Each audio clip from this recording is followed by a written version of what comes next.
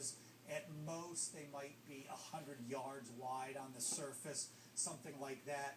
This one very clearly is a few hundred yards wide, and then of course it branches out from there, and you can see the power of it as it throws up. At this point, it's all water.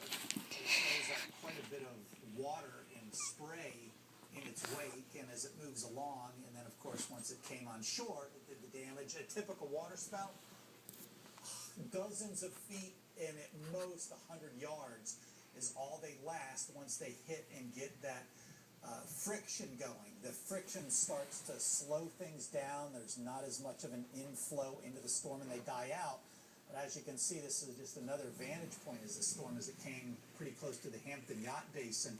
This one had enough oomph to it that it was still able to carry about a mile or so inland, maybe even a little bit more than that. Now, it was parallel pretty close to the shoreline, so there wasn't as much of an effect from that friction, because at least part of the storm was still back out over water, at least some of the inflow to it, even if the actual center of that system was still over land. So as that came on shore, caused the damage that we talked about. We'll have to wait and see what it's classified as. In fact, when we talk to Craig again, I'd like to ask him some of that questions. My very, very preliminary estimate, based on what I saw just off the radar and the types of shear reports we were getting, I'm going to say F1 tornado on a scale of 0 to 5. An F1